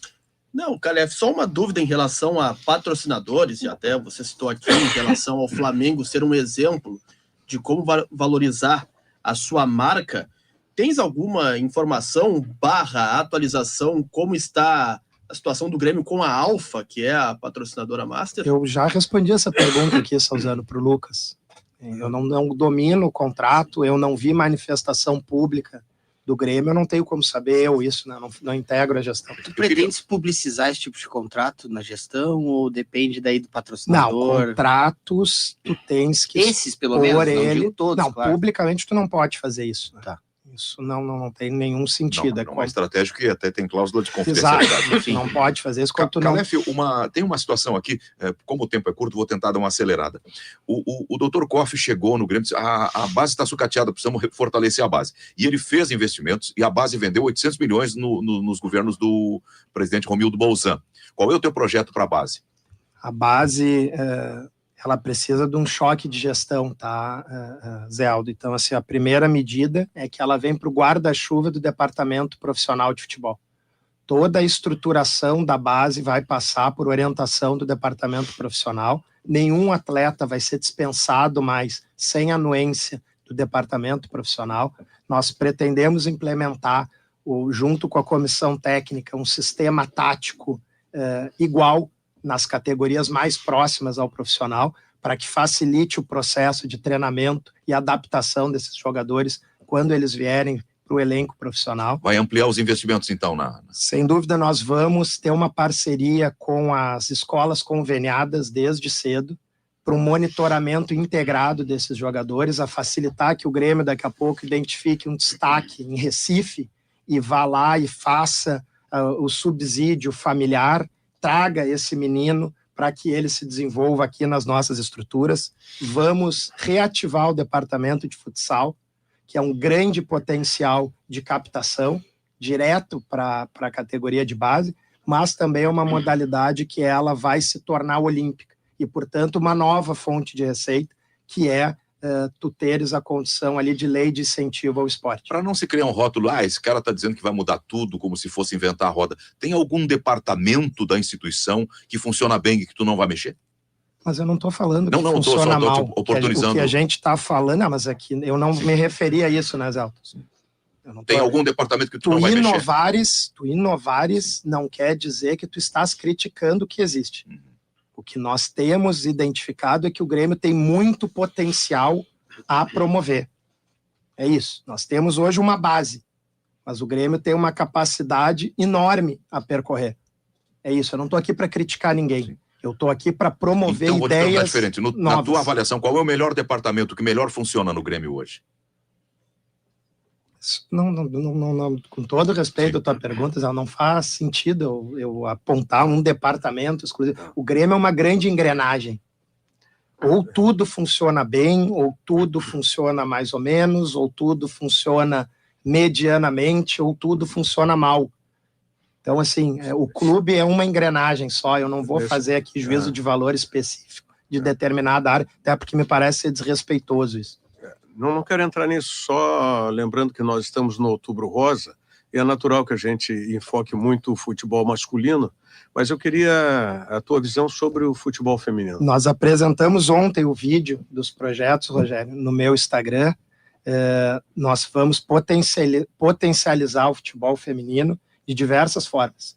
Em virtude da Copa do Mundo que se avizinha, que vai ser aqui no Brasil, existem empresas que elas são direcionadas a patrocinar apenas a modalidade do futebol feminino. Elas não querem estar no futebol masculino. Então, esse é uma potencialidade já. A outra questão que nós vamos implementar é que quando o Grêmio realizar a venda de uma jogadora, esse valor seja direcionado para a estrutura do departamento de futebol feminino. Captação de novos patrocínios, uma melhor identidade visual dentro da Grêmio Mania, ou seja, que a torcedora entre lá e tenha a identidade visual das nossas gurias, com produtos oficiais, mas também uma outra possibilidade de parceria e geração de receitas, Rogério, que é justamente materiais de uso feminino. E aí vai uma série de coisas, gente. Nós temos questões até vinculados ao período menstrual das atletas, que tem uma injeção de recursos disso bastante grande. Então, o Grêmio tem muito a explorar em relação ao futebol feminino, óbvio, também conteúdos exclusivos dentro da Grêmio Studio das nossas gurias. O Salzano quer fazer mais uma pergunta, mas tem mais um minuto, eu preciso permitir que o candidato se despeça do nosso ouvinte. Então, esse minuto fica para ele, livre, sem pergunta. Bom, Zé Aldo, eu quero agradecer uma vez mais o convite, quero agradecer a quem nos acompanhou, ao torcedor associado do Grêmio, que olhe bem os projetos, olhe bem as nominatas do Conselho de Administração, olhe bem o que é possível ou não a partir do estatuto do clube e, fundamentalmente, que tenha bastante atenção com aquela pessoa que tu vais te sentir representado. Aquele que tu sabe que não vai correr da raia, que não vai ser omisso, que tu vais ali olhar, esse é meu presidente, esse é meu conselho de administração, eu sei que esse pessoal está fazendo o melhor e nós vamos entregar antes de pedir que o torcedor venha se associar. A nossa missão, a nossa obrigação é, primeiro, promover ações que mobilizem o nosso torcedor a vir se associar, Zé Aldo, e entender que vale a pena ser sócio do Grêmio. Muito obrigado e que o torcedor aí tenha bastante atenção quando for realizar o seu voto. Paulo Calef, candidato à presidência do Grêmio. Quero reiterar o agradecimento e a honra de tê-lo aqui no estúdio da Rádio Guaíba. Muito obrigado. Eu que agradeço, muito obrigado. O candidato Paulo Calef abriu essa série de 2 entrevistas. Amanhã será a entrevista do Odorico Roman. 2 ou 3, né? Sim, agora, sabe. Pois tem. Como é o nome do outro? O Jorge Bastos pode ser candidato também. Muito bom. Ficaram muitas perguntas aí, mas depois que se ele for eleito presidente, a gente vai fazer aquelas... Eu tinha uma engatilhada aqui. Obrigado, gente. Renato, inclusive. Obrigado, gente, pela audiência. Mas ele pode responder em 10 segundos, Renato. Manter o pensamento em relação a ele descansar agora? Sem dúvida. Sem dúvida. O Marcelo depois relata para vocês, porque ele sabe a resposta. Tá. Bom, ele abriu espaço para outra pergunta, quem será o técnico, mas enfim, isso vai ser respondido em algum momento. Ficamos por aqui, gente. Obrigado, até amanhã. Tchau. Você ouviu?